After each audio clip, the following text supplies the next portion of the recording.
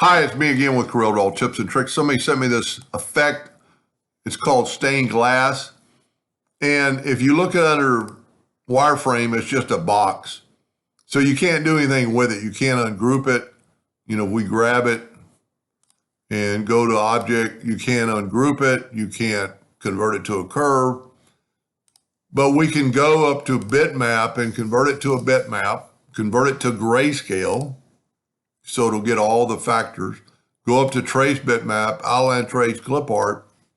And what it's going to do, it's going to trace that, and it's already done it pretty nicely. And then you can take this. It's a bitmap now, so we can left click, right click. You cannot do that on this.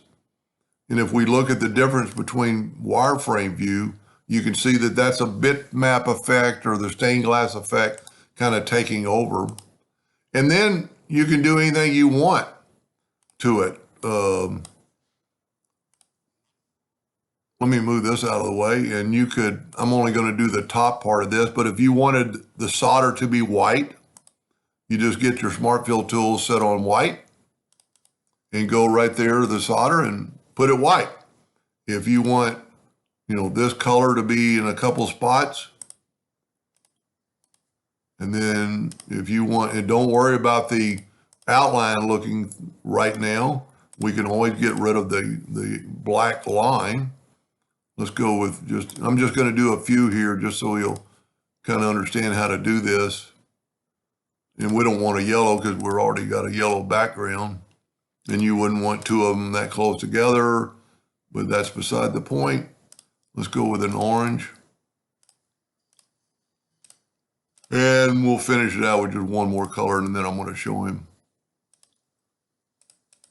So you take that, and then you would select it all. I have to come off my yellow, and right-click No Outline. And that's what your stained glass is going to look like.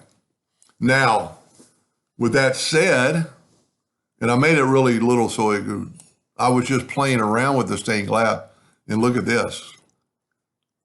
That's pretty cool. So what I did, I just took half of this arch, and I'm going to get the interactive fill tool. And I'm going to swipe through, and I'm going to add some pretty vibrant colors. Maybe not too many of them. Just get you some line. Maybe put an orange up in there. Maybe a yellow.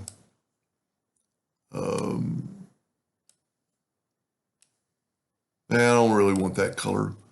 I want good, solid colors. Let me do one more yellow. And then the stained glass effect is underneath effects, creative, and stained glass.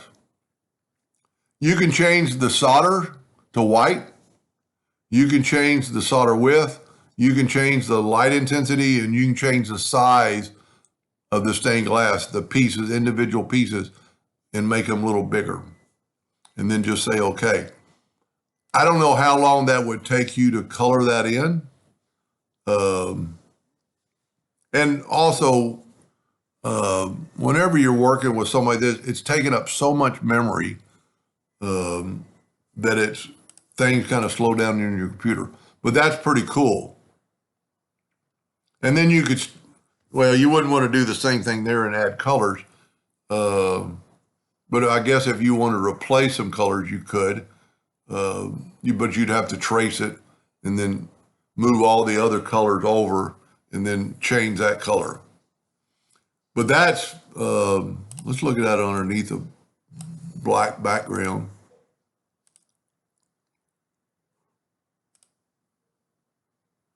And see, even that's taking a while because that stained glass effect is kind of taking over.